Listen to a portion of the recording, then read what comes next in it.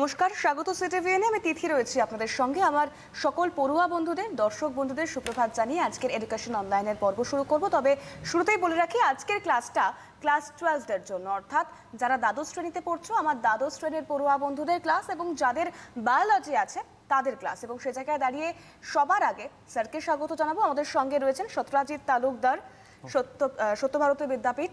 Sir, আপনাকে অনেক অনেক স্বাগত জানাবো। এবং অবশ্যই স্যার, পড়াশোনায় যাবো, কি নিয়ে পড়বো সেটাও আমরা সকলেই পড়ুয়াদের বলবো। তবে তার আগে একবার আপনার তরফ থেকে পড়ুয়াদের উদ্দেশ্যে কিছু বলার থাকলে।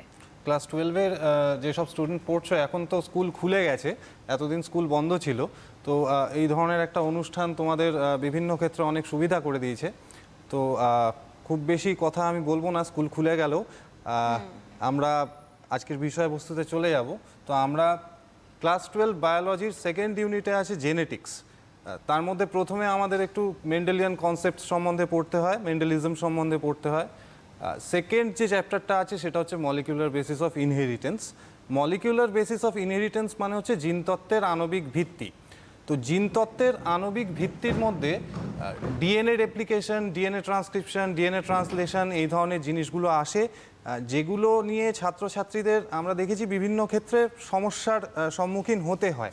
তো আমরা আজকে ডিএনএ রেপ্লিকেশন নিয়ে একটু আলোচনা করা শুরু করব। একদম, এবং সেক্ষেত্রে স্যার অবশ্যই পড়াবেন। তবে দুটো কথা তোমাদেরকে বলে রাখি, সরাসরি কথা বলবার জন্য দেখো স্ক্রোলে ফোন নাম্বার যাচ্ছে। স্যার যে বিষয় নিয়ে পড়াবেন, অর্থাৎ ডিএনএ রেপ্লিকেশন নিয়ে আজকের ক্লাস হবে। এবং এই ক্লাস চলাকালীন যদি তোমাদের কোথাও কোনো রকম বুঝতে সমস্যা হয়, প্রশ্ন থাকে, তাহলে একেবারে সরাসরি কথা বলবার জন্য যে ফোন নাম্বার যাচ্ছে, সেই ফোন নাম্বারে তোমরা ফোন করতে পারো, সরাসরি কথা বলতে পারো। তবে ফোন করার সময় একটা বিষয় মাথায় রাখবে, টেলিভিশন সেটের ভলিউমটা মিউট করে ফোনে কথা বলবে। তাহলে আমরা একটু একটু করে ক্লাস শুরু করি স্যার। আমরা একেবারেই সময় নষ্ট না করে মূল ক্লাসের মধ্যে চলে যাব। তো আমাদের আজকের বিষয়বস্তু হচ্ছে ডিএনএ রেপ্লিকেশন। তবে ডিএনএ রেপ্লিকেশন পড়ার আগে আমাদের আরও কয়েকটা জিনিস সম্বন্ধে একটু বেসিক ধারণা, কনসেপশন যদি ক্লিয়ার থাকে, সেটা ডিএনএ রেপ্লিকেশনের জন্য ভালো হয়। তো তোমরা নিশ্চয়ই পড়েছো।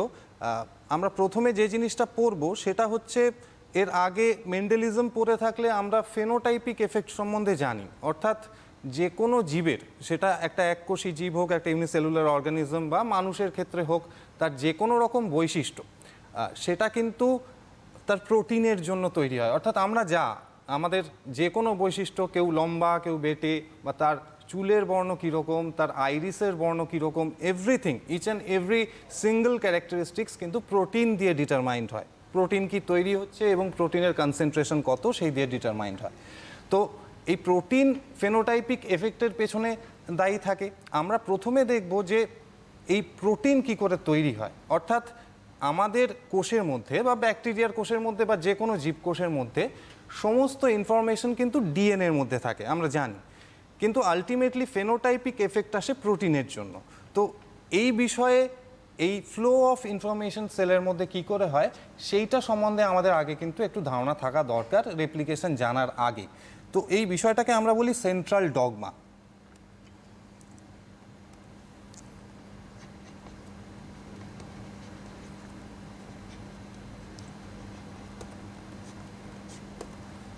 একটা জীবকোষের মধ্যে যে ডিএনএ থাকে, সেই ডিএনএ কিন্তু একটা আরএনএ তৈরি করতে পারে, আর সেই আরএনএ থেকে তৈরি হয় প্রোটিনস। এবং এই প্রোটিনের কারণে কিন্তু একটা ফেনোটাইপিক এফেক্ট আসে। অর্থাৎ আমরা যাকে বলছি যে কোনো চারিত্রিক বৈশিষ্ট্য, যে কোনো চারিত্রিক বৈশিষ্ট্যের পেছনে কিন্তু প্রোটিন দায়ী থাকে। কিন্তু সেই ইনফরমেশন কিন্তু স্টোর থাকে ডিএনএর মধ্যে। অর্থাৎ ডিএনএ থেকে প্রথমে আরএনএ তৈরি হয়, এবং আরএনএ থেকে পরবর্তীকালে প্রোটিন তৈরি হয়। তো ডিএনএ থেকে আরএনএ তৈরির যে প্রসেস তোমরা নিশ্চয়ই জানো, তাকে আমরা বলি ট্রান্সক্রিপশন।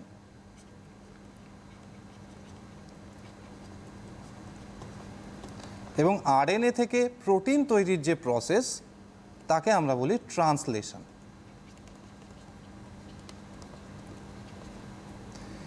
এই দুটো প্রসেস ছাড়াও একটা সজীব কোষের ডিএনএ, তার একটা বিশেষ বৈশিষ্ট্য থাকে, যাকে আমরা বলি অটো ক্যাটালিসিস, অর্থাৎ স্ব অনুঘটন। একটা ডিএনএ কিন্তু ঠিক নিজের মতো আরেকটা ডিএনএ তৈরি করে ফেলতে পারে।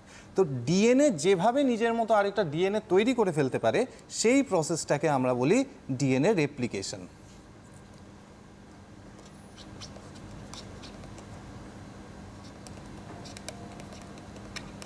তো আজকের আমাদের বিষয়বস্তু হচ্ছে ডিএনএ রেপ্লিকেশন। আমরা প্রথমে একটু সেন্ট্রাল ডগমা সম্বন্ধে জানলাম যে ফ্লো অফ ইনফরমেশন একটা সেলের মধ্যে কি করে হয়, অর্থাৎ ডিএনএ থেকে প্রোটিন কি করে তৈরি হয় যেটা কিনা ফেনোটাইপিক এফেক্ট তৈরি করার জন্য দায়ী থাকে। এরপর আমরা ধাপে ধাপে রেপ্লিকেশন, ট্রান্সক্রিপশন এবং ট্রান্সলেশন সম্পর্কে জানবো, যেটা আমাদের মলিকিউলার জেনেটিক্সের বা মলিকিউলার বেসিস অফ ইনহেরিটেন্সের তিনটে অত্যন্ত গুরুত্বপূর্ণ বিষয়। এবং উচ্চ মাধ্যমিকের প্রশ্নপত্র দেখলে দেখা যায় যে মোটামুটি প্রত্যেক বছরই এর মধ্যে কোনো না কোনো বিষয় থেকে কিন্তু প্রশ্ন আসে। এবং এখানে বিষয়টা খুবই কনসেপচুয়াল, ছাত্রদের বোঝার কিছু সমস্যা থেকে যায়। তো আমি চেষ্টা করব যাতে তোমরা বুঝতে পারো বিষয়টা। আমরা শুরু করব ডিএনএ রেপ্লিকেশন সম্পর্কে। এবং সেক্ষেত্রে অবশ্যই স্যার তো পড়াচ্ছেনই, তাও আরও একবার বলে রাখি, যদি কোনো সমস্যা হয় সরাসরি কথা বলবার জন্য ফোন নাম্বার যাচ্ছে এবং তার পাশাপাশি সিটিভিএন একেটের ইউটিউব পেজ রয়েছে, সেখানে তোমরা এই প্রোগ্রামটা দেখতে পাবে। পরবর্তীকালে রিভিশন লেসন হিসেবে কিন্তু তোমরা সেই এপিসোডটা দেখে নিতে পারো, অথচ তার পাশাপাশি ফেসবুকে লাইভ যাচ্ছে, তোমরা সেদিকেও নজর রাখতে পারো। তাহলে আবার আমরা পড়াশোনায় ফিরবো।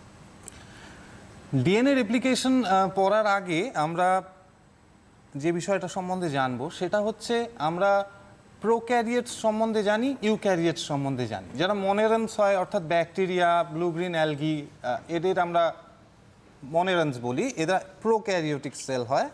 পাশাপাশি আরেক ধরনের সেল আছে যেটা উন্নত জীবেদের ক্ষেত্রে দেখা যায়, তাদের আমরা বলছি ইউক্যারিওটিক সেল। তাহলে সেল দু রকমের হয় নিশ্চয়ই তোমরা জানো, প্রোক্যারিওটিক সেল আর ইউক্যারিওটিক সেল। তাহলে দুটোর মধ্যে একটা মূল পার্থক্য আছে। আমরা যদি প্রোক্যারিওটিক সেলের ক্ষেত্রে দেখি তাহলে দেখা যাবে তার ডিএনএটা সার্কুলার হয় এবং সেলের মাঝামাঝি অবস্থান করে, তাকে আমরা সেন্ট্রাল ডিএনএ বলি। সেন্ট্রাল ডিএনএ ছাড়াও কিন্তু সেলের মধ্যে ব্যাকটেরিয়ার ক্ষেত্রে আরও ছোট ছোট ডিএনএ থাকে, তোমরা নিশ্চয়ই জানো, তাদের আমরা প্লাজমিড বলে থাকি। ইউক্যারিওটিকের ক্ষেত্রে ব্যাপারটা একটু আলাদা হয়। ইউক্যারিওটিকের ক্ষেত্রে ডিএনএর সাথে কিন্তু হিস্টোন প্রোটিন সংযুক্ত থাকে এবং তারা ক্রোমোজোম তৈরি করে, এবং যে ডিএনএটা থাকে সেটা কিন্তু ক্রোমোজোমের মধ্যে থাকে। তো আমাদের ক্লাস 12-এর সিলেবাসে প্রোক্যারিওটিক রেপ্লিকেশন সম্বন্ধে জানতে হয়। অর্থাৎ প্রোক্যারিওটিক একটা সেল, সাপোজ কোলাই একটা ব্যাকটেরিয়া, খুবই পরিচিত ব্যাকটেরিয়া। কোলাই এর ক্ষেত্রে তার সেন্ট্রাল ডিএনএটা থেকে আরেকটা ডিএনএ যে প্রক্রিয়ায় তৈরি হয়, আমরা সেই বিষয়টা সম্বন্ধে জানব যে কোলাই এর একটা ডিএনএ সেটা কি করে রেপ্লিকেট করে।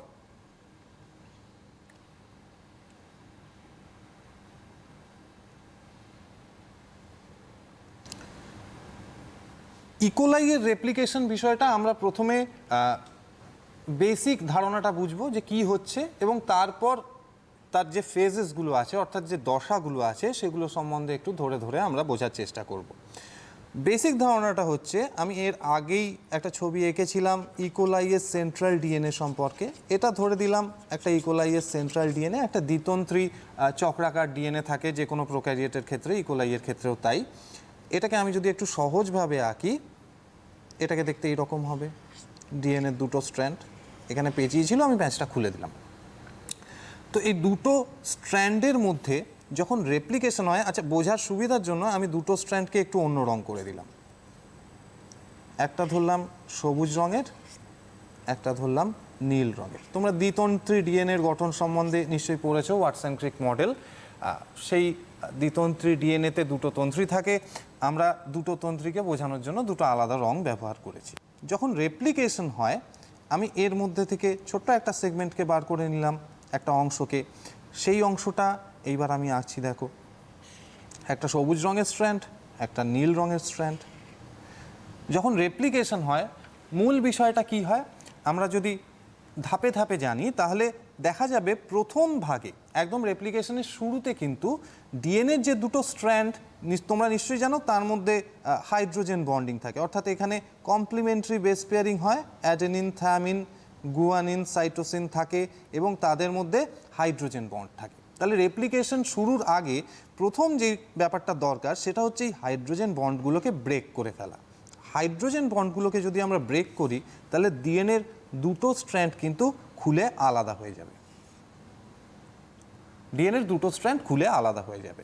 নেক্সট ফেজে যে জিনিসটা হবে সেটা হচ্ছে এই দুটো স্ট্র্যান্ডের প্রত্যেকটাকে টেমপ্লেট বা ছাঁচ হিসাবে ব্যবহার করে একটা নতুন স্ট্র্যান্ড কিন্তু তৈরি হয়। তাহলে এখানে সবুজ রঙের যে স্ট্র্যান্ডটা আছে সেটাকে ট্রেস করে একটা নতুন স্ট্র্যান্ড তৈরি হলো। ঠিক একই রকমভাবে কালো নীল রঙের যে স্ট্র্যান্ডটা আছে সেটাকেও ট্রেস করে একটা নতুন স্ট্র্যান্ড তৈরি হলো। তাহলে রেপ্লিকেশন প্রক্রিয়াটা শেষে দেখো একটা ডিএনএ যদি পুরোটা চক্রাকার যে ডিএনএটা আছে পুরো চক্রাকার ডিএনএটার ক্ষেত্রেই যদি আমরা এই ব্যাপারটা কল্পনা করে নিই তাহলে দেখা যাবে পুরো ডিএনএটাই কিন্তু এইভাবে দুটো আলাদা ডিএনএ তৈরি করে ফেললো যখন রেপ্লিকেশন প্রক্রিয়াটা শেষ হবে সেই সময়। নিশ্চয়ই বোঝা গেছে। তো এইখানে একটা বিষয় খুব গুরুত্বপূর্ণ মনে রাখার মতো, সেটা হচ্ছে যখন এইভাবে রেপ্লিকেশন হয় তাতে যে ডিএনএটা থেকে রেপ্লিকেশন হচ্ছে তাকে আমরা বলছি ম্যাটারনাল ডিএনএ বা মাতৃ ডিএনএ, এবং যে ডিএনএটা তৈরি হচ্ছে তাকে আমরা বলছি ডটার ডিএনএ। তো আমরা এখানে পরিষ্কার বুঝতে পারছি যে এই সবুজ এবং নীল রঙের স্ট্র্যান্ডটা কিন্তু ম্যাটারনাল ডিএনএ থেকে এসছে, অর্থাৎ ম্যাটারনাল ডিএনএর একটা স্ট্র্যান্ড কিন্তু যেটা ডটার ডিএনএ তার মধ্যে কনজার্ভড হচ্ছে বা সংরক্ষিত হচ্ছে। ম্যাটারনাল ডিএনএর একটা স্ট্র্যান্ড কিন্তু যেটা ডটার ডিএনএ তার মধ্যে কনজার্ভড হচ্ছে। সিমিলারলি এই ক্ষেত্রে এটা হচ্ছে ম্যাটারনাল ডিএনএ, এবং এই যে কালো রঙের যে দুটো তৈরি হলো এখানে সেই দুটোকে আমরা বলছি ডটার ডিএনএ স্ট্র্যান্ড, অর্থাৎ নতুন তৈরি হচ্ছে।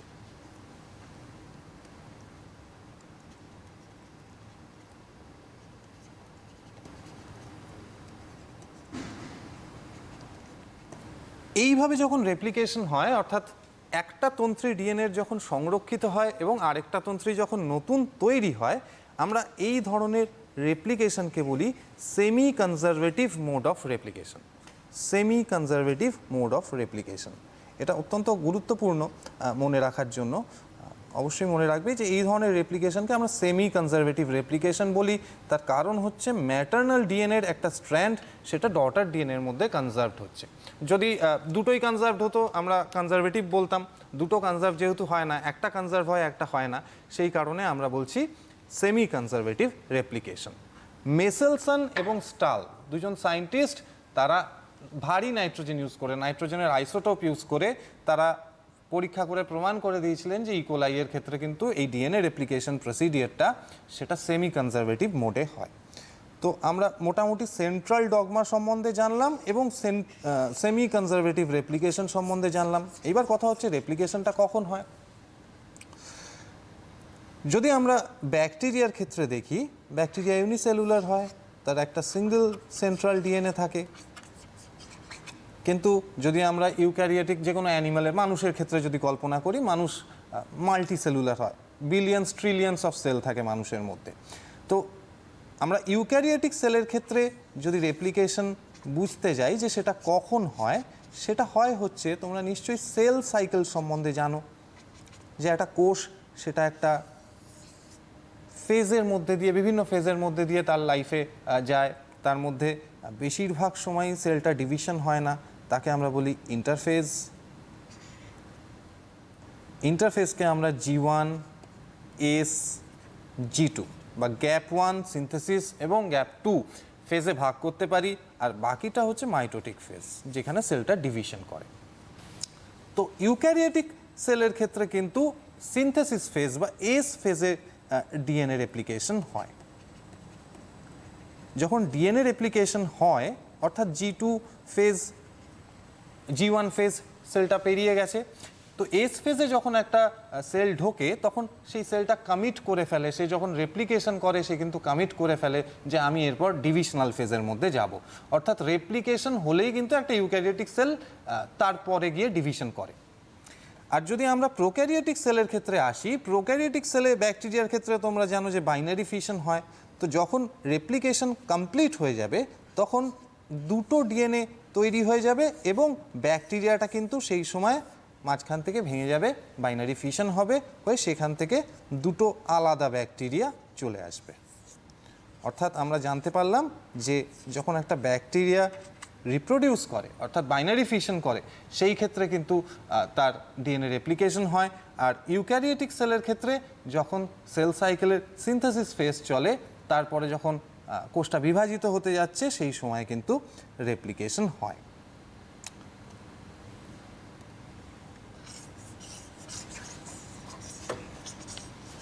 সেটাকে দাঁড়িয়ে আরও একবার বলি বরঞ্চ, কারণ ক্লাস 12 পড়ুয়ারা যারা ক্লাসে রয়েছে তাদেরকে আরও একবার জানিয়ে রাখি তোমাদের ইউনিট 2 জিনতত্ত্বের আণবিক ভিত্তি, এবং সেখান থেকে আমরা ডিএনএ রেপ্লিকেশন পড়ছি। স্যার পড়াচ্ছেন, অনেকটাই এগোচ্ছি আমরা একটু একটু করে পড়ার দিকে। তবে সমস্যা থাকলে তোমরা ফোন করতে পারো, স্যার রয়েছেন সরাসরি কথা বলবার জন্য। স্যার পড়ায় ফিরবো। এবার আমরা মূল ডিএনএ রেপ্লিকেশন প্রক্রিয়ার মধ্যে চলে আসব, যে প্রক্রিয়াটা কি করে হয়। আমরা যদি প্রোক্যারিওটিক বা ইউক্যারিওটিক যে কোনো সেলের ক্ষেত্রে দেখি, তো ডিএনএ রেপ্লিকেশনের মোটামুটি 3টে ফেজ হয়। আমরা আমাদের সুবিধার জন্য এই ফেজগুলো আলাদা করে নিই। প্রথম যে ফেজটা তাকে আমরা বলি ইনিশিয়েশন, তারপরে হয় ইলংগেশন, এবং সবার লাস্টে শেষে যে ফেজটা হয় তাকে আমরা বলি টার্মিনেশন। আমরা আমাদের বোঝার সুবিধার জন্য এই ফেজগুলো আলাদা আলাদা করে নিই। প্রোক্যারিওটিক এবং ইউক্যারিওটিক সেলের ক্ষেত্রে কিন্তু মূল বিষয়টা মোটামুটি একই রেপ্লিকেশনের ক্ষেত্রে। অবশ্যই ইউক্যারিওটিক সেলে রেপ্লিকেশন ব্যাপারটা প্রোক্যারিওটিক কোষের চেয়ে আরেকটু জটিল হয়, কিন্তু মূল বিষয়টা কিন্তু মোটামুটি একই রকম থাকে। তবে ইনিশিয়েশনের ক্ষেত্রে কিন্তু একটু পার্থক্য হয়ে যায়। যাই হোক, আমরা ইউক্যারিওটিক রেপ্লিকেশন সম্বন্ধে শিখবো না, আমাদের প্রোক্যারিওটিক রেপ্লিকেশন মূল বিষয়বস্তু। প্রোক্যারিওটিক রেপ্লিকেশনে ইলংগেশন ফেজটায় কিন্তু একটু আগে আমি যেরকম দেখালাম যে একটা ডিএনএর একটা ম্যাটার্নাল স্ট্র্যান্ডকে কপি করে বা টেমপ্লেট হিসেবে ব্যবহার করে একটা নতুন ডটার স্ট্র্যান্ড তৈরি হচ্ছে, এই ব্যাপারটা এইটা কিন্তু ইলংগেশন ফেজে হয়।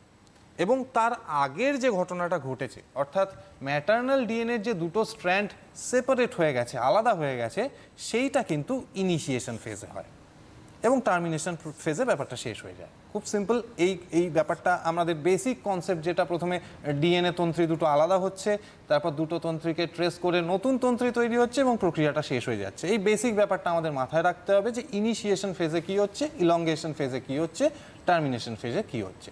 তো যে বিষয়টা মূল সেটা কিন্তু ইলংগেশন ফেজে হয়।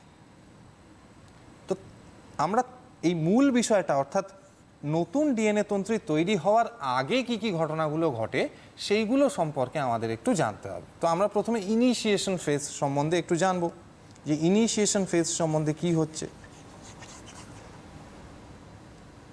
ইনিশিয়েশন ফেজের মূল কথা হচ্ছে, ইনিশিয়েশন ফেজে ডিএনএর তন্ত্রী দুটো খুলে যাবে, কিন্তু খুলে গেলে তার কিছু কনসিকুয়েন্সেস আছে, সেই কনসিকুয়েন্সেসগুলো ডিএনএকে ফেস করতে হবে। তো আমরা দেখাই কি কি কনসিকুয়েন্সেস হতে পারে। আমরা প্রোক্যারিওটিক ডিএনএর ক্ষেত্রে দেখছি, দেখো ডিএনএর দুটো স্ট্র্যান্ড আগে যেরকম দেখিয়েছিলাম, একটা নীল স্ট্র্যান্ড, একটা সবুজ স্ট্র্যান্ড। আমরা প্রথমে কি করব, এই ডিএনএটা অবশ্যই কুণ্ডলকৃত অবস্থায় থাকে, আমি বোঝার সুবিধার জন্য সোজা করে এঁকে দিয়েছি তোমাদের। যখন এই ডিএনএটা খুলতে যাবে তখন প্রচুর এনজাইম এই জায়গাটায় ডিএনএর এই যে খুলে যাওয়া এই প্রক্রিয়াটায় সাহায্য করে, এবং খুলে যাওয়ার সাথে যে সম্পর্কিত যে কনসিকুয়েন্সেসগুলো আছে তাতে সাহায্য করে। তো মূল ব্যাপারটা হচ্ছে এখানে হাইড্রোজেন বন্ড আছে। তাহলে আমি যদি ডিএনএর তন্ত্রী দুটোকে খুলতে যাই, প্রথমত আমার এই হাইড্রোজেন বন্ডগুলো ভাঙতে হবে। এবার একটা চক্রাকার ডিএনএর মধ্যে এরকম প্রচুর হাইড্রোজেন বন্ড আছে, তোমরা জানো অ্যাডেনিন, থায়ামিন, গুয়ানিন, সাইটোসিন, এরকম প্রচুর বেস পেয়ার একটা ইকোলাইয়ের ডিএনএতে থাকে। ইউক্যারিওটিক ডিএনএতে আরও বেশি বেস পেয়ার থাকে। তো এই বেস পেয়ারগুলোর মধ্যে যে হাইড্রোজেন বন্ড আছে তার পরিমাণটা প্রচুর, এবং কেমিস্ট্রির একটা বেসিক নলেজ থেকে তোমরা নিশ্চয়ই জানো যে কোনো বন্ড যদি আমরা ভাঙতে চাই তাহলে সেক্ষেত্রে বাইরে থেকে এনার্জি দিতে হয়। তো একটা গোটা ডিএনএর সব বন্ড যদি আমরা একবারে ভেঙে ফেলতে চাই তাহলে বাইরে থেকে হিউজ এনার্জি প্রোভাইড করতে হবে সেলকে। সেলের মধ্যে কিন্তু এতটা এনার্জি মজুদ থাকে না। তাহলে সেল অ্যাফোর্ড করতে পারে না যে সেল পুরো ডিএনএটা একবারে খুলে ফেলবে। তোমরা জানো এটিপি খরচ করতে হয় এনার্জির জন্য। তো সেল কি করে, পার্শিয়ালি এই ডিএনএটাকে খুলতে শুরু করে এবং ধীরে ধীরে ধীরে ধীরে এগোয়। যে পার্টটা খুলে সেই পার্টটা রেপ্লিকেট করে, আবার এগিয়ে যায়, তার আগের পার্টটা কিন্তু বন্ধ হয়ে যায়।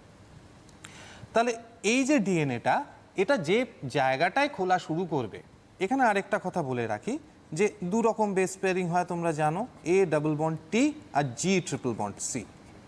তো এখান থেকে খুব স্বাভাবিক ব্যাপার, A ডাবল বন্ড T যে জায়গাটায় থাকে সেখানে দুটো মাত্র হাইড্রোজেন বন্ড আছে, G ট্রিপল বন্ড C সেখানে তিনটে হাইড্রোজেন বন্ড আছে। তো এমন একটা জায়গা ডিএনএতে থাকে যে জায়গাটা এটি রিচ হয়, অর্থাৎ সেখানে কিন্তু এই A ডাবল বন্ড T প্রচুর পরিমাণে থাকে। এবার দুটো করে বন্ড থাকলে যেটা হয়, সেই জায়গায় কিন্তু রেপ্লিকেশন প্রক্রিয়াটা শুরু করতে সুবিধা হয়। তার কারণ সেখানে বন্ড ভাঙা, বন্ডের সংখ্যা কম হবে, হাইড্রোজেন বন্ডের সংখ্যা, তো সেটাকে ভাঙতে G ট্রিপল বন্ড C যে জায়গায় থাকে তার থেকে ব্যাপারটা অনেকটাই ইজিয়ার। তো এই রকম একটা জায়গা থেকে রেপ্লিকেশন প্রক্রিয়ায় এই বন্ড ভাঙার কাজটা শুরু হয়। আমি ধরে নিলাম সেটা এই পয়েন্টটা, তাকে আমরা বলি origin of replication. Origin of replication বা সংক্ষেপে আমরা তাকে বলি ORI-C। ORI-C। তাহলে ORI-C একটা এটি রিচ জায়গা ডিএনএর মধ্যে, যেখান থেকে এই হাইড্রোজেন বন্ড ভাঙার কাজটা শুরু হয়। এবং কাজটা শুরু করে কে? মূলত তিনটে এনজাইম প্রোক্যারিওটের ক্ষেত্রে আমরা তাদের বলি DNA-A, DNA-B এবং DNA-C। এদের তিনজনের মধ্যে হাইড্রোজেন বন্ড ভাঙার, বিশেষত DNA-B'র মধ্যে হাইড্রোজেন বন্ড ভাঙার ক্ষমতা আছে। তো যে সমস্ত এনজাইমের হাইড্রোজেন বন্ড ভাঙার ক্ষমতা থাকে তাদের আমরা হেলিকেজ গ্রুপ অফ এনজাইমস বলি। হেলিকেজ, তো আমি সাধারণভাবে এটাকে হেলিকেজ বলতে পারি, যে হেলিকেজ এনজাইমটা এই অরিজিন অফ রেপ্লিকেশন থেকে কিন্তু হাইড্রোজেন বন্ড ভাঙতে শুরু করছে।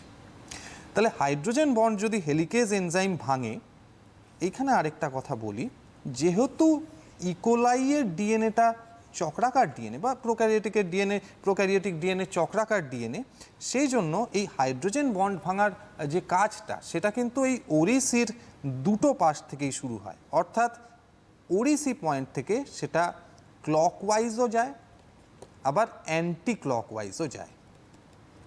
তার ফলে কি হয়, এই দিকে বন্ড ভাঙতে থাকছে, এদিকেও বন্ড ভাঙতে থাকছে, এবং সেটা একটা অপোজিট পয়েন্টে এসে পৌঁছয়, দুদিক দিয়ে বন্ড ভাঙতে ভাঙতে এবং রেপ্লিকেট করতে করতে। তো অপোজিট পয়েন্টে এসে যখন পৌঁছয় তখন বুঝতেই পারছো, পাশাপাশি যদি এর সাথে নতুন স্ট্র্যান্ড সিনথেসিসও চলতে থাকে, তাহলে কিন্তু একটা ডিএনএ থেকে দুটো ডিএনএ তৈরি হয়ে যাবে। মানে একটা চক্রাকার ডিএনএ, তারপরে তার সাথে আরেকটা চক্রাকার ডিএনএ এরকম তৈরি হয়ে যাবে, এবং শেষ ফেজে গিয়ে একটা ডিএনএ কেটে যাবে, গিয়ে দুটো ডিএনএ কিন্তু আলাদা হয়ে যাবে। যাই হোক, তো আমরা দেখব যে হেলিকেজ কিভাবে বন্ড ভাঙছে, হাইড্রোজেন বন্ড। তো তার জন্য আমরা যে কোনো একটা পাশেই দেখতে পারি যে either clockwise or anti clockwise কিভাবে হাইড্রোজেন বন্ড ভাঙছে, তাহলেই বিষয়টা সম্পর্কে আমাদের বুঝতে সুবিধা হবে। তাহলে এই জায়গাটা আমি যে জায়গা থেকে ORI-C, সেই জায়গা থেকে ব্যাপারটা আমি সোজা করে এঁকে দেখাচ্ছি।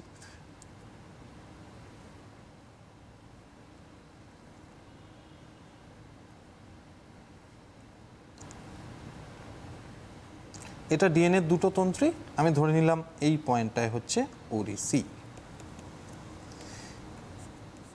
এখানে যদি হেলিকেজ কাজ করে তাহলে এই দুটো তন্ত্রীর মধ্যে বন্ড ভেঙে যাবে, এবং বন্ড ভেঙে গেলে কি হয়, ডিএনএর দুটো তন্ত্রী নিজেদের থেকে একটু দূরে চলে যাবে, একটা স্পেসিফিক স্ট্রেচের জন্য, খুব ছোট অংশের একটা ডিএনএর টুকরোর জন্য আমরা বলতে পারি একটু নিজেদের থেকে দূরে চলে যাবে। আমি একে দেখাচ্ছি এখানে যে বিষয়টা কীরকম হবে।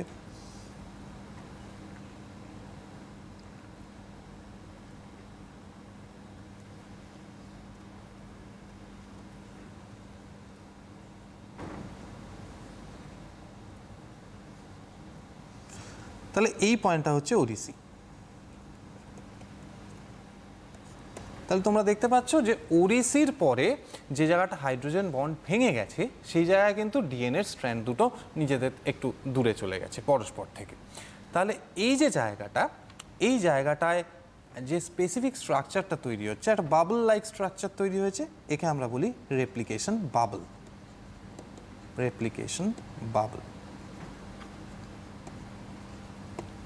এবং এই রেপ্লিকেশন বাবলের অর্ধেকটা যদি আমরা দেখি, আমি এখান থেকে একটা দাগ টেনে দিলাম, তাহলে এই জিনিসটাকে দেখতে অনেকটা এই রকম লাগবে, ফর্কের মতো দেখাবে। এটাকে আমরা বলি রেপ্লিকেশন ফর্ক।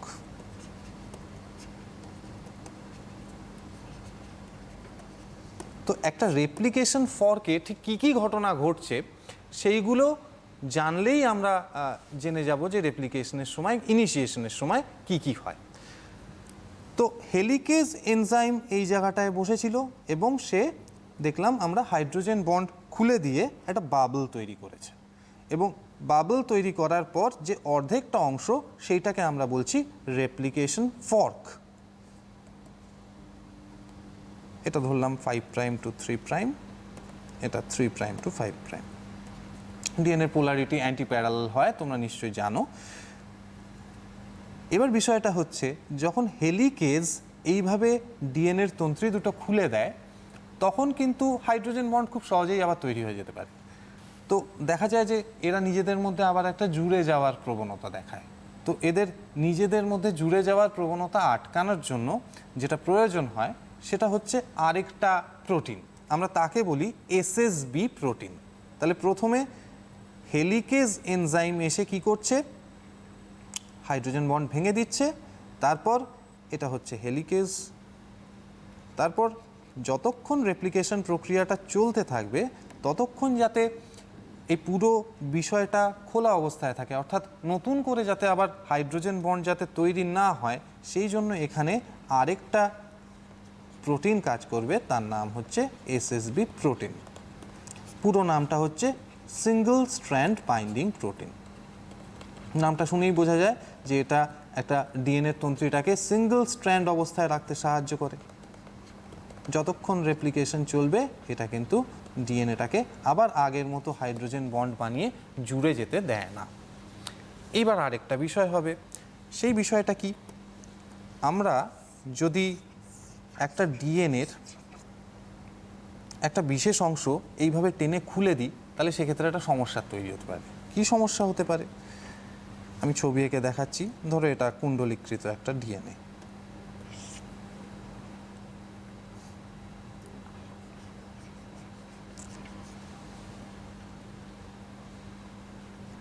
এরকম ছিল দেখতে ডিএনএটা। তাহলে এটা ধরলাম ওরিসি। আমরা যদি এই পয়েন্টটায় দুটো স্ট্র্যান্ডকে টেনে খুলতে যাই তাহলে তখন বিষয়টা কীরকম হবে দেখো।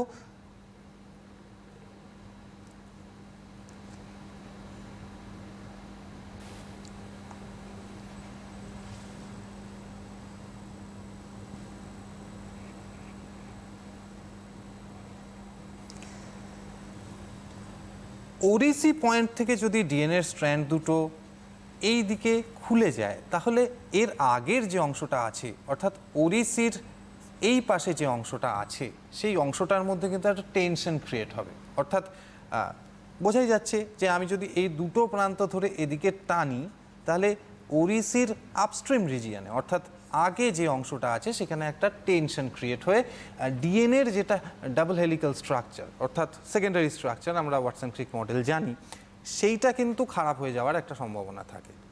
তাহলে এই প্রক্রিয়াটাকে আটকানোর জন্য আরেকটা এনজাইম এখানে এসে কাজ করে, যেটা কি করে এখানে একটা নিক তৈরি করে। আমরা সিম্পল ল্যাঙ্গুয়েজে বলতে পারি যে এখানে একটা কাট জেনারেট করে এর আগে যে ডিএনএটা আছে সেটাকে কিন্তু এইভাবে সুপার কয়েল স্ট্রাকচার বা সুপার কয়েল কুণ্ডলীকৃত হতে বাধা দেয়।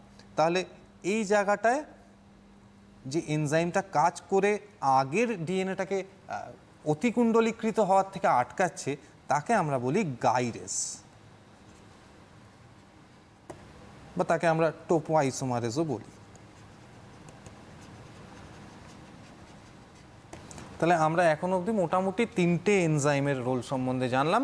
হেলিকেজ যেটা হাইড্রোজেন বন্ড ভাঙছে, দেন হাইড্রোজেন বন্ড ভাঙা অবস্থায় ব্যাপারটাকে যতক্ষণ রেপ্লিকেশন চলবে সেই অবস্থায় রাখার জন্য যে প্রোটিনটা কাজ করছে তাকে আমরা বলছি সিঙ্গল স্ট্র্যান্ড বাইন্ডিং প্রোটিন।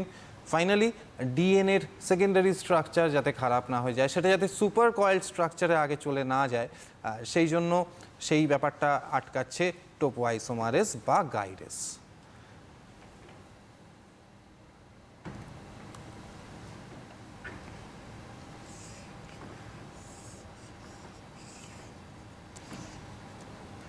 আরেকটা জিনিস আমরা একটু দেখব, সেটা হচ্ছে ডিএনএর গঠন সম্বন্ধে আমাদের নিশ্চয়ই আইডিয়া আছে।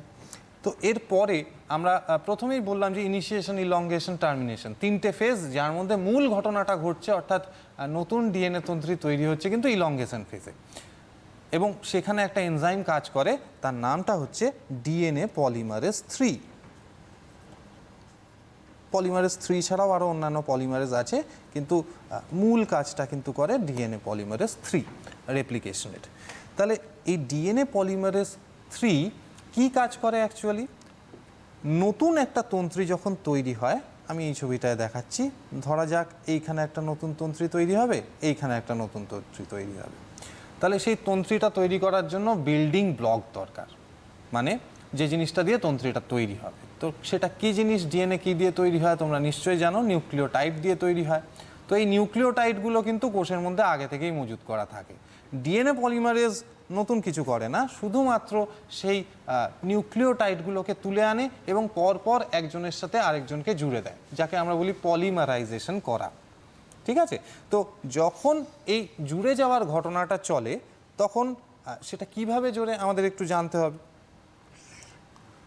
আমাদের নিউক্লিওটাইডের বেসিক স্ট্রাকচার সম্বন্ধে নিশ্চয়ই জানা আছে, যে একটা নিউক্লিওটাইডের মধ্যে একটা ডিঅক্সিরাইবোজ সুগার থাকে। ডিএনএর নিউক্লিওটাইডের কথা বলছি, আরএনএর নিউক্লিওটাইড হলে রাইবোজ সুগার থাকে, তোমরা নিশ্চয়ই জানো। তার যেটা ফার্স্ট কার্বন অ্যাটম, 1 নম্বর কার্বন অ্যাটমের পজিশনে একটা নাইট্রোজেনাস বেস জুড়ে থাকে। হেটারোসাইক্লিক কম্পাউন্ড, পিউরিন, পিরিমিডিন আমরা বলি, অ্যাডেনিন, থায়ামিন, গুয়ানিন, সাইটোসিন, 4 রকম যেটা ইচ্ছা হতে পারে ডিএনএর ক্ষেত্রে। আমি ধরে নিলাম এখানে অ্যাডেনিন আছে, এবং 5 নম্বর যে কার্বনটা আছে, এটা 5 নম্বর কার্বন, সেখানে কিন্তু একটা ফসফেট জুড়ে থাকে। এটা হচ্ছে একটা নিউক্লিওটাইডের স্ট্রাকচার। এখানে একটা জিনিস খুব ইম্পর্ট্যান্ট, ডিএনএর ক্ষেত্রে 2 নম্বর কার্বন অ্যাটমটা যেটা থাকে, সেটায় আমরা প্রথমে রাইবোজে কীরকম হয় দেখি। এখানে OH থাকে, এখানে H থাকে, এখানেও H থাকে, এখানেও OH থাকে। কিন্তু আমরা যদি ডিএনএর গঠন দেখি, ডিঅক্সিরাইবোজ আমরা তখনই বলি যখন 2 নম্বর কার্বন অ্যাটম থেকে এই অক্সিজেনটা কিন্তু বাদ চলে যায়। সেই জন্যই আমরা 2-ডিঅক্সিরাইবোজও বলতে পারি, অর্থাৎ 2 নম্বর কার্বন অ্যাটমের হাইড্রক্সিল গ্রুপে যে অক্সিজেনটা ছিল সেটা এখানে নেই। তো অক্সিজেনটা চলে যাওয়ার ফলে এখানে আর OH গ্রুপ থাকে না, তাহলে এখানে শুধুমাত্র কিন্তু H পড়ে থাকে।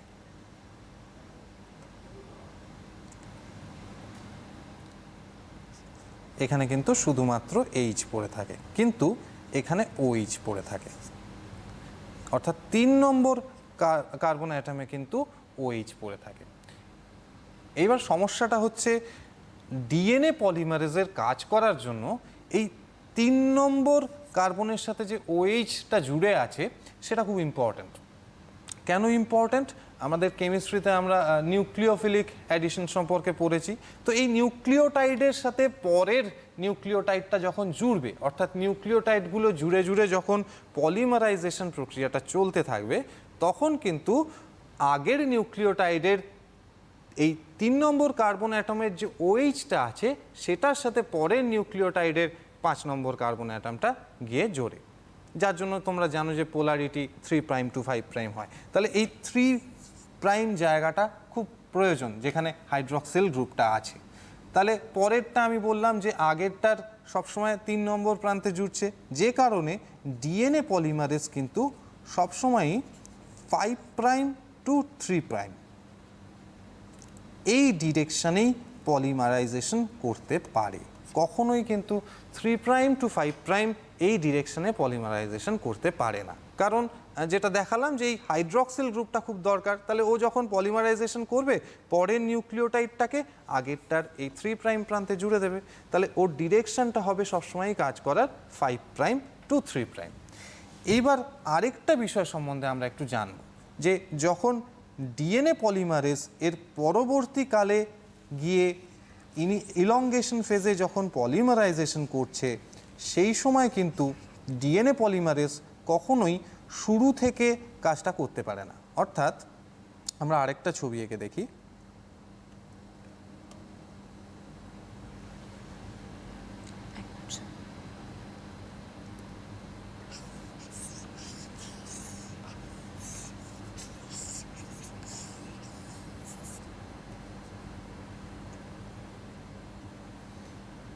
আমাদের ডিএনএ তন্ত্রীটা হয়েছিল অনেকটা এইরকম।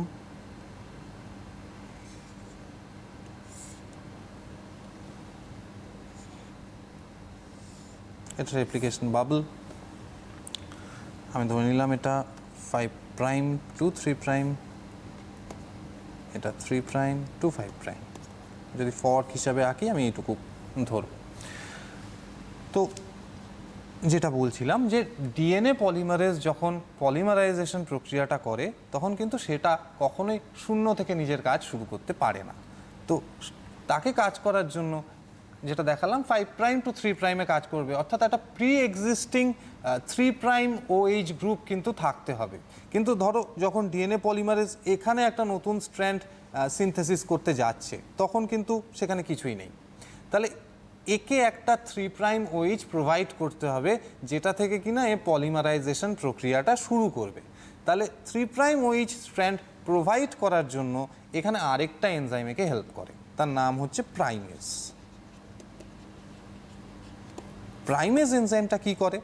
প্রাইমেজ এনজাইমটা এখানে একটা ছোট্ট আরএনএর টুকরো এনে দেয়। আরএনএর টুকরো, সেটা রাইবোনিউক্লিওটাইড প্রাইমার, সেটা কিন্তু ডিঅক্সিরাইবোনিউক্লিওটাইড প্রাইমার নয়। অর্থাৎ প্রথম যখন ডিএনএ পলিমারেজ কাজ করে একটা আরএনএর টুকরোর 3 প্রাইম OH-এর সাথে পরবর্তী ডিএনএ কিন্তু ও পলিমারাইজেশন করতে শুরু করে। তাহলে আমি ধরে নিলাম এইখানে একটা আরএনএর টুকরো জুড়েছে, ধরে নাও এইখানে।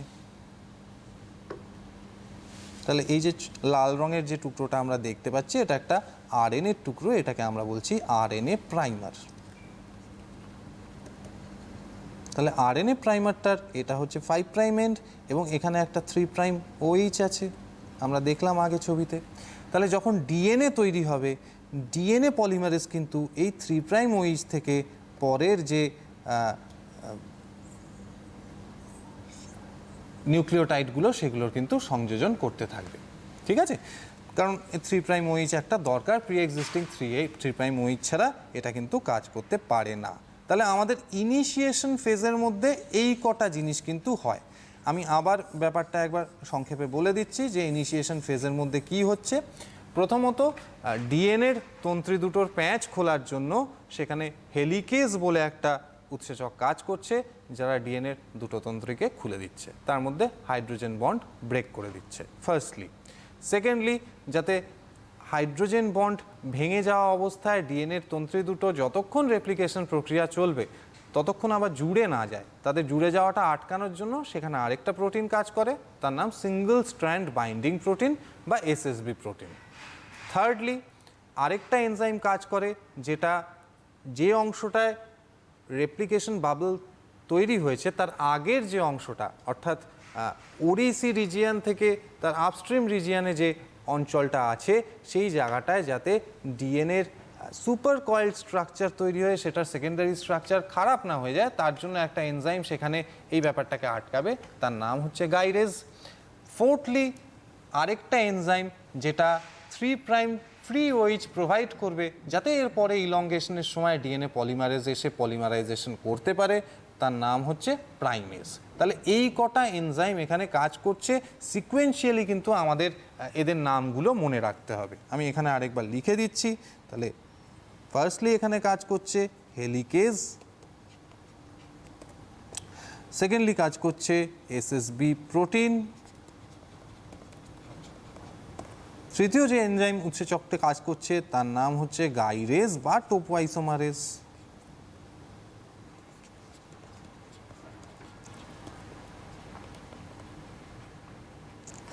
ফোর্থলি যে এনজাইমটা কাজ করছে যেটা আরএনএ প্রাইমার তৈরি করতে সাহায্য করছে তার নাম হচ্ছে প্রাইমেজ।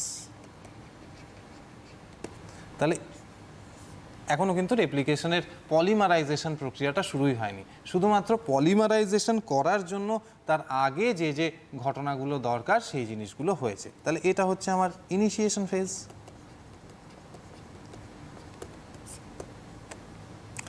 এরপর আমরা দেখব ইলংগেশন ফেজে কি হচ্ছে। ইলংগেশন ফেজটা তোমরা নিশ্চয়ই জানো যে এখানে একটাই মূল ঘটনা ঘটছে, যেখানে ডিএনএর তন্ত্রীর পলিমারাইজেশন হচ্ছে, হয়ে মাতৃ ডিএনএ থেকে অপত্য ডিএনএ বা ম্যাটার্নাল স্ট্র্যান্ড থেকে ডটার স্ট্র্যান্ড তৈরি হচ্ছে। তাহলে আমরা ইলংগেশন ফেজে কি হচ্ছে বোঝার জন্য রেপ্লিকেশন ফর্ক আঁকি।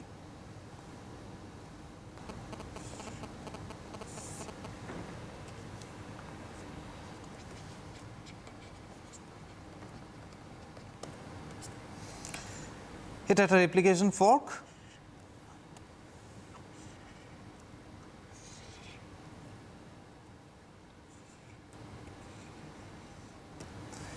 এখানে হেলিকেজ এনজাইম বসে আছে, যে হাইড্রোজেন বন্ড খুলেছে, দেন হাইড্রোজেন বন্ড খোলা অবস্থায় যাতে সেটা আবার জুড়ে না যায় সেই জন্য এখানে এসএসবি প্রোটিন আছে, এবং এখানে আছে গাইরেজ এনজাইম যারা ডিএনএর সুপার কয়েল স্ট্রাকচার যাতে তৈরি না হয় সেই ব্যাপারটাকে আটকে রাখছে। তাহলে আমি পোলারিটি এখানে একটু দিয়ে দিই। এটা ধরে নিলাম 5 প্রাইম টু 3 প্রাইম ডিএনএ তন্ত্রী, আর এটা ধরে নিলাম 3 প্রাইম টু 5 প্রাইম ডিএনএ তন্ত্রী। এবার ইলংগেশনের সময় কি হবে? ইলংগেশনের সময় যেটা মূল পর্বের উৎসেচক অর্থাৎ ডিএনএ পলিমারেজ 3, আমরা সংক্ষেপে ডিএনএ পল 3 বলতে পারি, সেটা কাজ করবে এবং সেটা পলিমারাইজেশন করবে। অলরেডি আমার দুটো স্ট্র্যান্ড সেপারেটেড অবস্থায় আছে, এসএসবি প্রোটিন জুড়ে আছে, ডিএনএ পলিমারেজ 3 এসে কিন্তু এখানে পলিমারাইজেশন করে নতুন স্ট্র্যান্ড তৈরি করবে। তাহলে নতুন স্ট্র্যান্ড তৈরি করার সময় আমরা একটু আগে দেখলাম যে ওটা সবসময় একটা প্রি এক্সিস্টিং 3 প্রাইম প্রান্তের দরকার হয়, একটা 3 প্রাইম ওএইচের ওর দরকার হয় পলিমারাইজেশন করার জন্য। তাহলে ডিএনএ পলিমারেজ 3 কিন্তু সবসময়ই আমরা দেখেছি যেটা 5 প্রাইম টু 3 প্রাইম এই অভিমুখে কিন্তু কাজ করতে পারে। এবার এই যে স্ট্র্যান্ডটা, সবুজ রঙের যে স্ট্র্যান্ডটা দেখো এখানে, সেটা কিন্তু ম্যাটার্নাল ডিএনএ স্ট্র্যান্ড অর্থাৎ মাতৃ ডিএনএ স্ট্র্যান্ড। তো এখানে যদি একটা ডিএনএ তন্ত্রী তৈরি হয়, আমরা জানি যে কমপ্লিমেন্টারিটির বেসিসে সবসময় এই ডিএনএ তৈরি হয়, অর্থাৎ ডিএনএ পলিমারেজ কিন্তু সেল থেকে বিভিন্ন নিউক্লিওটাইডসগুলো যেগুলো নিয়ে আসবে কমপ্লিমেন্টারিটির বেসিসে নিয়ে আসবে। মানে এখানে যদি অ্যাডেনিন থাকে তাহলে নতুন যে স্ট্র্যান্ডটা তৈরি হবে সেটাই কিন্তু থায়ামিন থাকবে, এখানে যদি গুয়ানিন থাকে নতুন স্ট্র্যান্ডে সাইটোসিন থাকবে, ইত্যাদি ইত্যাদি, তোমরা নিশ্চয়ই জানো। তাহলে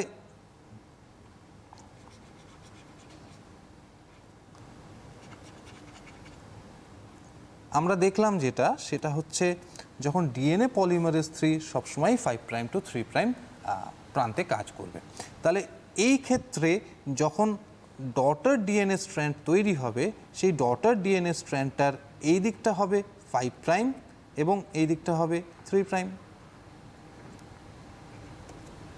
এখানে অবশ্যই কিন্তু আগে একটা আরএনএ প্রাইমার লাগবে, যেটা একটা OH 3 প্রাইম OH প্রোভাইড করবে। তারপর কিন্তু 5 প্রাইম টু 3 প্রাইম অভিমুখে নতুন একটা ডিএনএ তন্ত্রী তৈরি হবে। তাহলে এই ক্ষেত্রে কোনো সমস্যা নেই যে 5 প্রাইম টু 3 প্রাইম অভিমুখে এখানে একটা ডিএনএ তন্ত্রী তৈরি হচ্ছে। দেন 3 প্রাইম টু 5 প্রাইম যে অন্য স্ট্র্যান্ডটা আছে, সেই অন্য স্ট্র্যান্ডটার ক্ষেত্রে যে ডিএনএ তন্ত্রীটা তৈরি হবে, সেই ক্ষেত্রে ডিএনএ পলিমারেজকে এই পাশ থেকে এই পাশে যেতে হবে, কারণ সেটা সবসময় 5 প্রাইম টু 3 প্রাইম অভিমুখে যায়। তাহলে আমি ধরলাম এখানে একটা নতুন ডিএনএ স্ট্র্যান্ড তৈরি হচ্ছে, সেটাকে কিন্তু এই পাশ থেকে এই পাশে যেতে হবে। এদিকে 5 প্রাইম হবে, এদিকে 3 প্রাইম হবে। কিন্তু এইখানে একটা সমস্যা আছে। সমস্যাটা কি? ভালো করে এটা একটু বোঝার বিষয় আছে, অনেক ক্ষেত্রেই স্টুডেন্টরা এই বিষয়টা বোঝে না। রেপ্লিকেশন ফর্কটা আমি ধরে নিলাম এই অভিমুখে খুলছে, অর্থাৎ হেলিকেজ কিন্তু এই অভিমুখে কাজ করছে। আমি যদি ছবি এঁকে দেখাই, দেখো প্রথমে বাবলটা তৈরি হয়েছিল এরকম,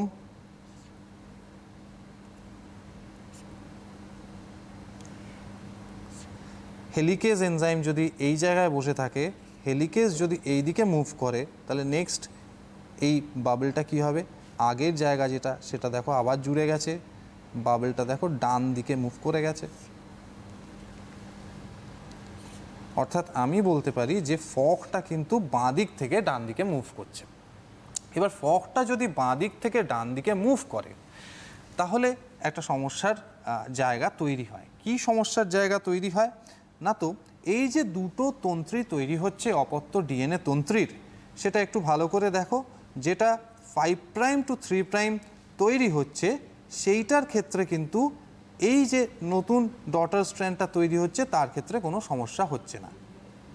কিন্তু যেটা এই দিকে তৈরি হচ্ছে সেইটার ক্ষেত্রে কিন্তু একটা সমস্যার তৈরি হচ্ছে।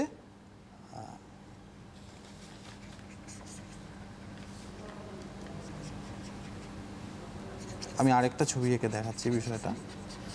একবারে সেক্ষেত্রে স্যার বলে রাখি আমরা মিনিট 3 মতো পাবো। আচ্ছা, মিনিট 3 ক্ষেত্রে এই বিষয়টা আমাদের তাহলে একটু পরের দিন বুঝতে হবে। ইলংগেশনের ক্ষেত্রে আমরা দেখব যে একটা স্ট্র্যান্ডের ক্ষেত্রে কন্টিনিউয়াসলি ডিএনএ তৈরি হয়, যাকে আমরা লিডিং স্ট্র্যান্ড বলি, এবং একটা স্ট্র্যান্ডের ক্ষেত্রে শুধুমাত্র এই ফর্কটা মুভ করতে একদিকে মুভ করে, উল্টো দিকে চলে আসছে ডিএনএ পলিমারেজ এনজাইম, সেই জন্য কিন্তু ছোট ছোট টুকরো ডিএনএর তৈরি হয়, যাকে আমরা ল্যাগিং স্ট্র্যান্ড বলি। এই বিষয়টা আমরা তাহলে পরের দিন নিশ্চয়ই বুঝবো। আজকে এই অবধিই থাক। আজকে ইনিশিয়েশন অবধি আমরা তাহলে তৈরি করে রাখি। ইলংগেশন রেপ্লিকেশনের সেটা থেকে আমরা পরের দিন তাহলে শুরু করব। একদম স্যার, সেক্ষেত্রে হাতে যেহেতু 3 মিনিট আছে, তাই সেই 3 মিনিট পড়ুয়াদের জন্য। রেপ্লিকেশনের ক্ষেত্রে একটা জিনিস আমি বলতে পারি, যেটা বেশিরভাগ ছাত্রছাত্রীদের মধ্যেই দেখেছি, রেপ্লিকেশন, ট্রান্সক্রিপশন, ট্রান্সলেশন এই ধরনের বিষয়গুলো নিয়ে একটু সমস্যা থাকে। বইয়েও কিছু ক্ষেত্রে সেগুলো একটু জটিল করেই লেখা আছে, যার জন্য বুঝতে অসুবিধা হয়। আমরা যদি সিকোয়েন্সিয়ালি স্টেপসগুলো মনে রাখতে পারি এবং কোন কোন স্টেপে কোন কোন এনজাইম কাজ করছে, আমরা যদি সিকোয়েন্সিয়াল অর্ডারে এটা মনে রাখতে পারি, তাহলে বিষয়টা কিন্তু খুব একটা জটিল হয় না। এবং প্রত্যেকবারই উচ্চ মাধ্যমিক পরীক্ষায় মোটামুটি এর মধ্যে থেকে একটা না একটা তো আসেই, এবং সেখান থেকে প্রশ্ন হয়। জিনিসটা একটু বুঝে করলেই কিন্তু খুব ভালোভাবে তৈরি করা যায়। আমাদের অলরেডি ইনিশিয়েশন প্রক্রিয়াটা তৈরি হয়ে আছে। ইনিশিয়েশন সম্বন্ধে আমি তাহলে একবার সংক্ষেপে আরেকবার একটু ব্যাপারটা বলে দিচ্ছি। ইনিশিয়েশনে কি হচ্ছে? ইনিশিয়েশনে সিম্পলি যে জিনিসটা হচ্ছে সেটা হচ্ছে পরবর্তী পর্যায়ে, অর্থাৎ ইলংগেশনে যে পলিমারাইজেশন হয়ে নতুন ডিএনএ স্ট্র্যান্ড তৈরি হবে, তার জন্য ম্যাটার্নাল ডিএনএটা তৈরি হচ্ছে। তৈরি হওয়ার জন্য যেটা প্রয়োজন সেটা হচ্ছে ডিএনএর স্ট্র্যান্ড দুটো খুলতে হবে। ডিএনএর স্ট্র্যান্ড দুটো খুলতে গেলে তাদের মধ্যে হাইড্রোজেন বন্ড ভাঙতে হবে। এই প্রক্রিয়াটায় হেল্প করছে helicase enzyme. Helicase enzyme hydrogen bond ভেঙে দেওয়ার পর সেটাকে বন্ড খোলা অবস্থায় রেখে দিতে হবে যতক্ষণ রেপ্লিকেশন চলবে। সেই কাজটা করছে single strand binding protein. Finally যাতে ডিএনএর যে অংশটা অরিজিন রিজিয়নের আগে রয়েছে সেই জায়গাটা যাতে কুচকে গিয়ে নষ্ট না হয়। সিম্পল ল্যাঙ্গুয়েজে যদি আমি বলি, সেটার সেকেন্ডারি স্ট্রাকচারটা খারাপ হয়ে যেতে পারে এইভাবে যদি আমরা রেপ্লিকেশন বাবল তৈরি করি, সেটা যাতে না হয় তার জন্য কাজ করছে গাইরেজ। এবং আমরা দেখলাম পরবর্তী পর্যায়ে যখন ডিএনএর পলিমারাইজেশন হয়ে নতুন ডিএনএ তন্ত্রী তৈরি হবে, তার জন্য একটা প্রি এক্সিস্টিং 3' OH দরকার, যার ওপরে নতুন স্ট্র্যান্ড তৈরি হবে। তাহলে সেই কাজটা করছে প্রাইমেজ, যে এসে একটা নতুন আরএনএ প্রাইমার ওই জায়গায় বসিয়ে দিচ্ছে। কারণ ডিএনএ পলিমারেজ কিন্তু ফ্রম স্ক্র্যাচ, অর্থাৎ শূন্য থেকে কিন্তু সেটা কাজ করতে পারে না। তার একটা 3' OH সবসময়ই প্রয়োজন হয় কাজ করার জন্য। তো আমরা ইনিশিয়েশন প্রক্রিয়াটা সম্বন্ধে আমরা মোটামুটি আমাদের একটা ধারণা তৈরি হলো। আমরা পরের দিন দেখব যে ইলংগেশন ফেজে কিভাবে ডিএনএর একটা তন্ত্রীতে, লিডিং তন্ত্রীতে কন্টিনিউয়াসলি তৈরি হয় নতুন অপত্য ডিএনএ স্ট্র্যান্ড, কেনই বা তা হয়, এবং আরেকটা তন্ত্রীতে কেন ডিসকন্টিনিউয়াসলি ছোট ছোট ফ্র্যাগমেন্ট তৈরি করার মাধ্যমে অপত্য ডিএনএ স্ট্র্যান্ড তৈরি হয়। একদমই, সেক্ষেত্রে পড়ুয়াদেরকে অনেক ধন্যবাদ জানাবো আমাদের সঙ্গে থাকার জন্য, কারণ এতক্ষণ ধরে স্যার ক্লাস করাচ্ছিলেন। এবং আমি আরও একটা বিষয় যদি বারণ করে বলছিলাম, যে যেহেতু ফেসবুকে এই প্রোগ্রামটা লাইভ যায় এবং তার পাশাপাশি ইউটিউবে আপনারা পেয়ে যাবেন, তাই সেক্ষেত্রে সিটিভিএন একেটির পেজে পরবর্তীকালে তোমাদের যদি রিভিশন লেসন হিসেবে গোটা বিষয়টা কাজে লাগে তাহলে অনেকটাই সুবিধা হবে। স্যারকে অনেক ধন্যবাদ জানাবো আমাদের সঙ্গে থাকার জন্য। পাশাপাশি তোমরা সকলে ভালো থেকো, সুস্থ থেকো, নজর থাকুক এডুকেশন অনলাইনের পরবর্তী পর্বে। নমস্কার।